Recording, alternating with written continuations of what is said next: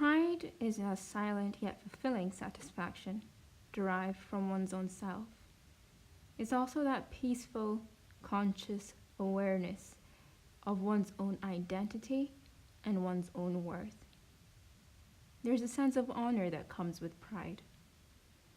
Pride is also the recognition, acceptance, and love of one's true self.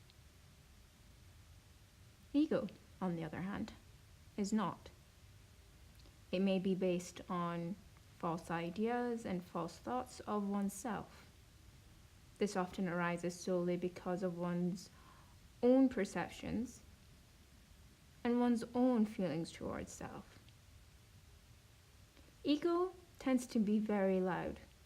It loudly displays a sense of self-importance and is unsurprisingly associated with arrogance. When we look at ego is more concerned about what is on the outside, whereas pride is more concerned about what is on the inside. Communication.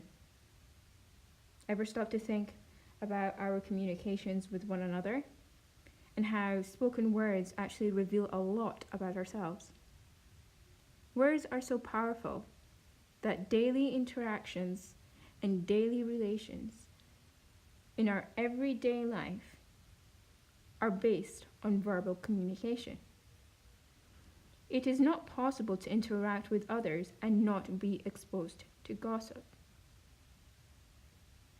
That's quite an odd thought, isn't it?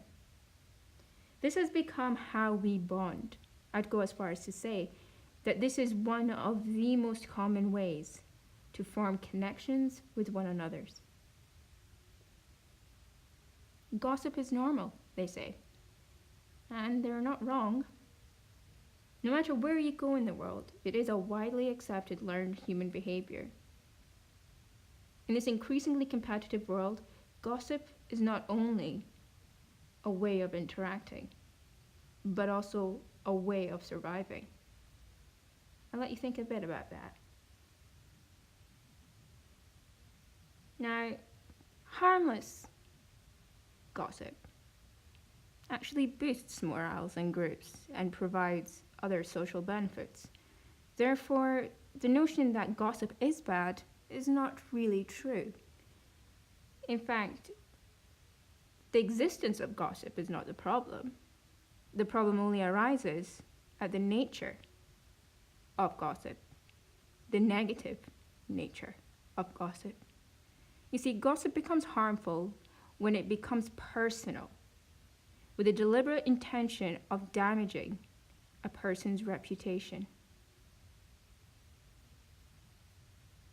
When gossip actually becomes harmful and it becomes repetitive, it crosses a line over to bullying.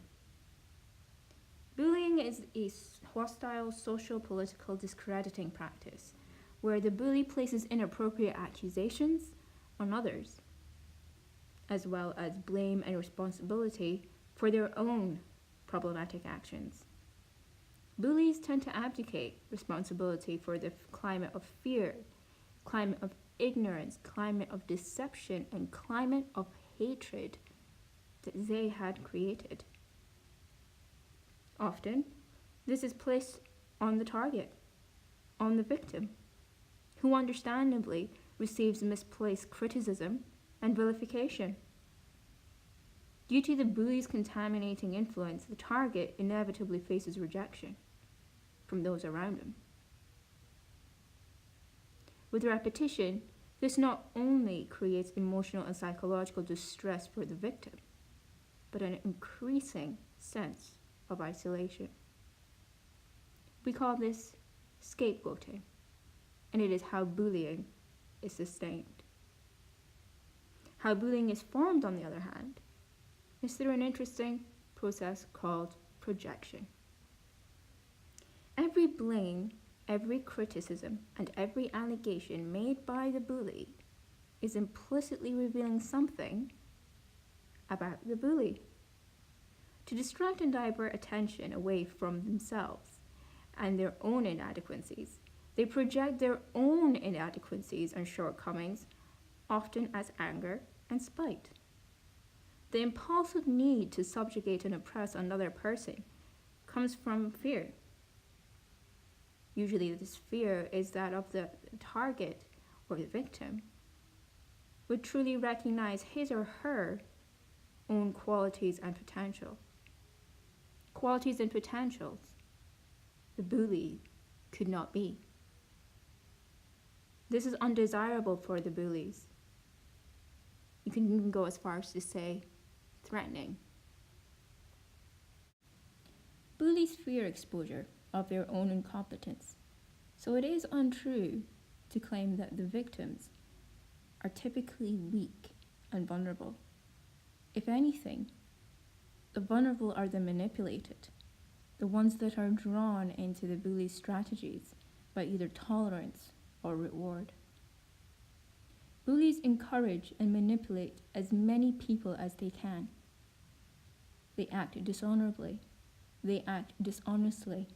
They withhold information. They even spread misinformation because they need bystanders as instruments for their bullying and harassment. Bullies are demanding and regularly violate other people's boundaries, whether it be social, emotional, psychological, or even physical boundaries. So to decline a bully's demands can have negative consequences. A bully's sense of self-entitlement over others should be a big red flag. What began as repeated low personal commentaries with the intention of lowering other people's perception of a particular individual has gradually become a control game. The greater the hunger for control, the more likely the bully will be exploring other options, abusive options. Attacks, threats, and harassments are all very likely. Hence why it is actually advisable to not challenge the bullies directly. If you feel you need to help, then do what you can to help the target during this difficult time. It is crucial to actually educate yourself on the types of predators that there are out there. They start as looking into the individuals, but when you actually look at them, they're very good at identifying one another and forming groups. Groups can become gangs when they begin to take on this bizarre quest to sabotage the target further. United and committed, such commitment can become unhealthy and become obsessive. When it reaches this stage, it typically manifests as gang stalking. When highly specialized technologies are used, this becomes known as organized gang stalking. It is highly criminal, and it is of an insidious nature. What were once bystanders to bullying can become active participants in organized gang stalking because of the anonymity that being absorbed into a large group enables. In society and in social psychology, this is known as de-individualization. The loss of individual identity, often willingly, in favor of gaining a social identity of and to the group. As mentioned earlier, advanced technologies are used. Advanced assault technologies are no exception. Electronic harassment is favored because it is a non-contact torture method that can cause significant physical pain sensations without being anywhere near the target. Targets experience psychological distress when dealing with law enforcement officials and medical professionals. Trying to prove these attacks almost always becomes a gaslighting experience. Having no one validate the target's distress is another element that deepens the traumatic experience. These sadistic behaviors need to be addressed We need to speak a lot more about these electronic harassments. We need to speak about how narcissism, psychopathy, and sociopathy dominate and ruin the lives of others.